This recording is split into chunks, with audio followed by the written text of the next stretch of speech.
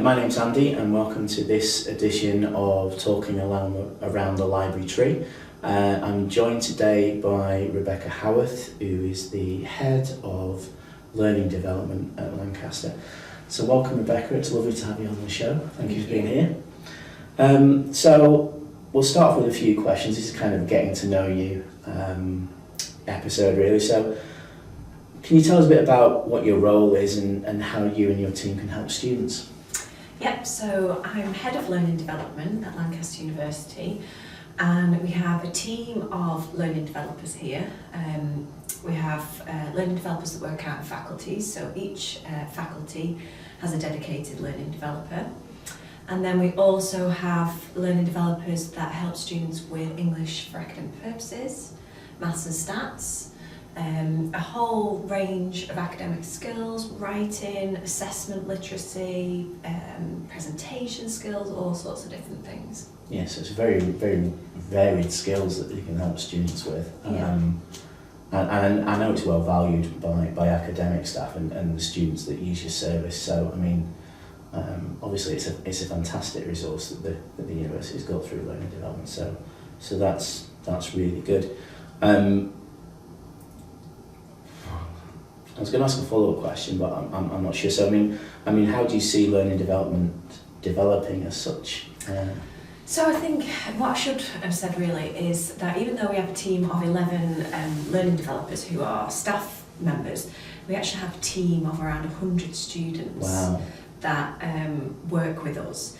And without those students, we couldn't run the activities that we run. For example, we've got writing centres, we've got a scientific writing centre for FHM and FST students.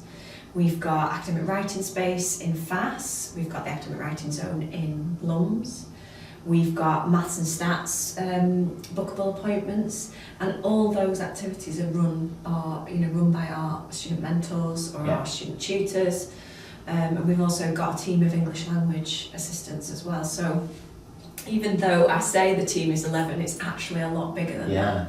And I think that the roles for the students are really rewarding, but I also think that students, coming to the Scientific Writing Centre, for example, get a lot out of hearing peer-to-peer, experiences and how those students have got to where they've got, and what strategies and they've used to support them in their study.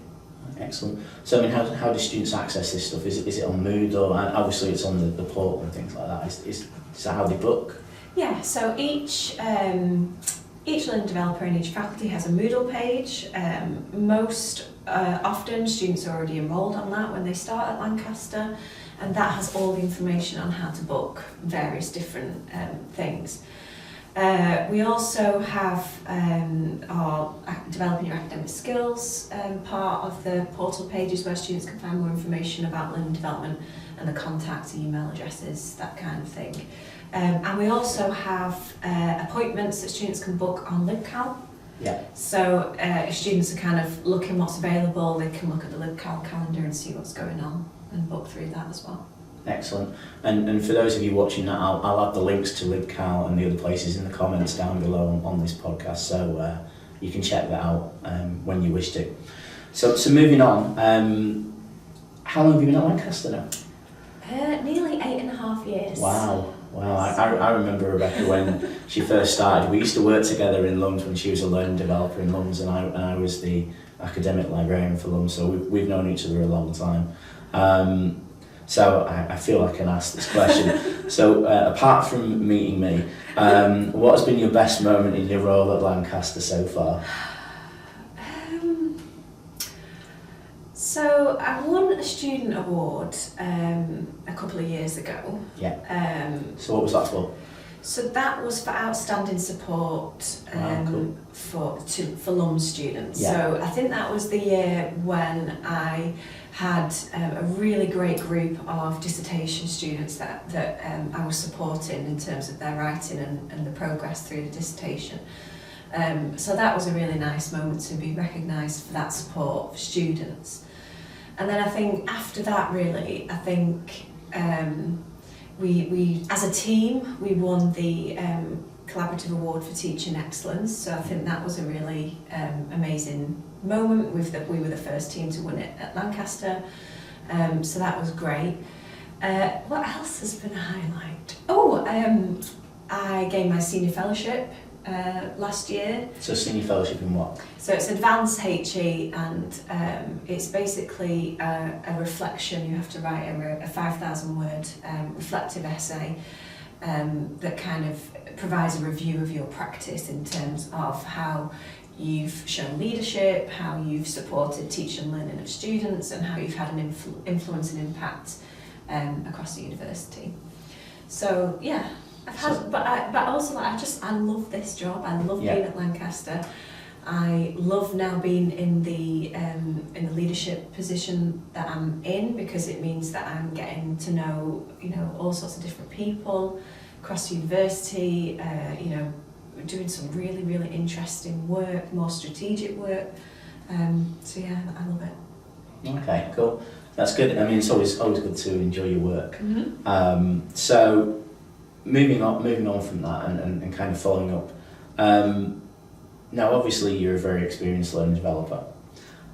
So if you could travel back in time, what piece of advice would you give yourself as a student that you now know, having been a student, helped students and everything else? I would say it's okay to make mistakes. Yeah. Learn from failure, because I remember when I was at university, my first year I didn't do very well. And I was very, very harsh on myself because I'm a perfectionist. I hadn't noticed.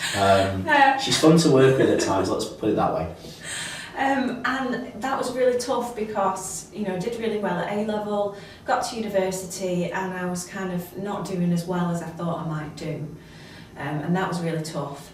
But actually, learning from those mistakes, learning how to develop effective study practices, I guess, was the biggest learning curve.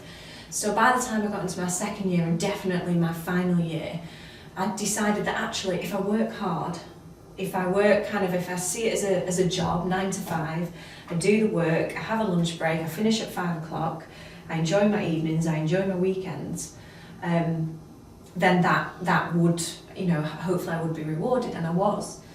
So I think, it's okay to make mistakes as long as you learn from it, and put the effort in, I guess, is nothing that is worth having is easy. Yes, it's true. So, it was tough. The second and final year, was really tough with my degree.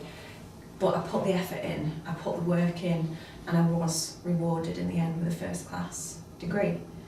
But that was because I put that work in. I didn't kind of expect to just, get those grades. I had to work hard. Okay. Yeah, very good.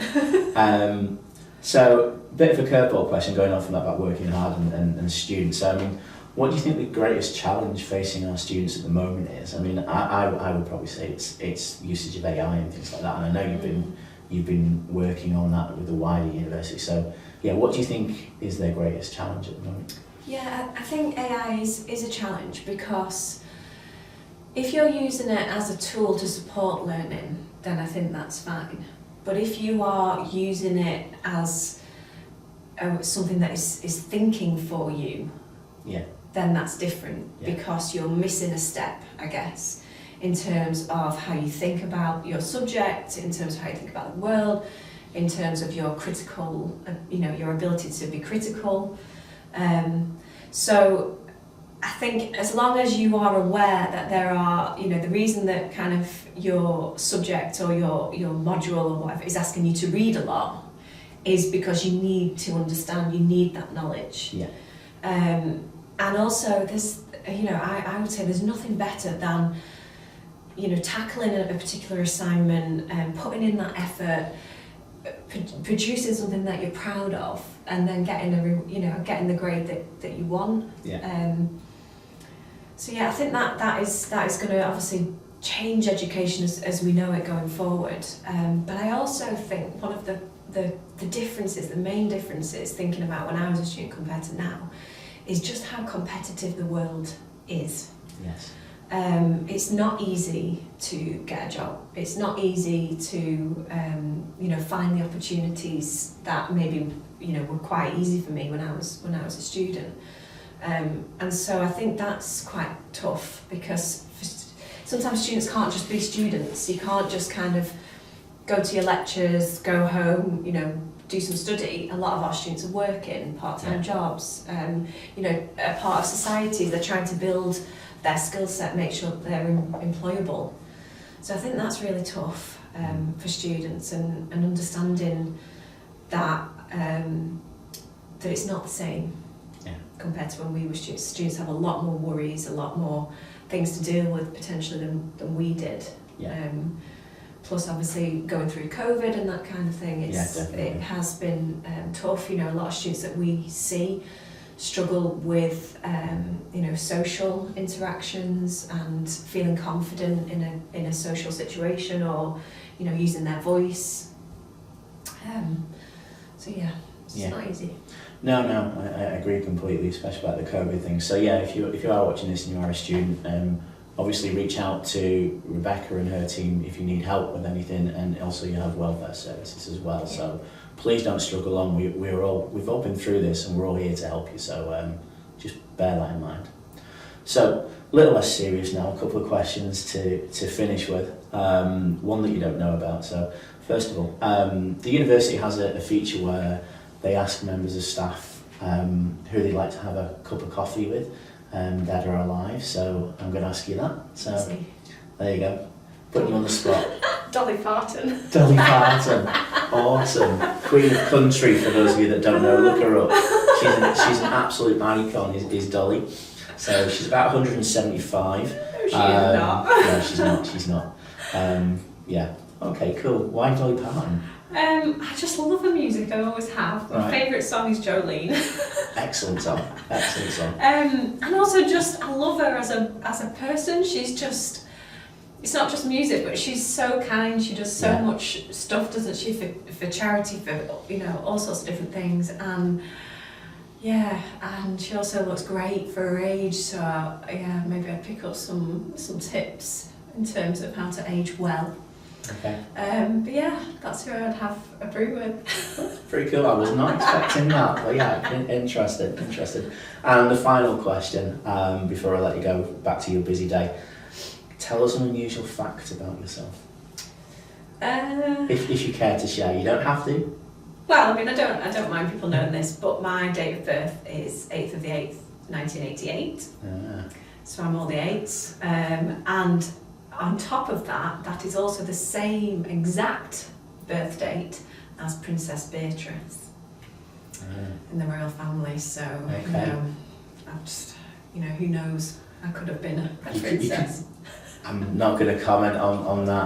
I'm sure that, in many ways you are a princess. I think on that note, I'll before I get myself into trouble, I'll thank you for your time today. It's been great to chat with you, Rebecca. And for those of you watching out there, thanks for joining us. Check out our other episodes on Talking Around the Library Tree, and take care, guys. Bye bye. Thanks, bye.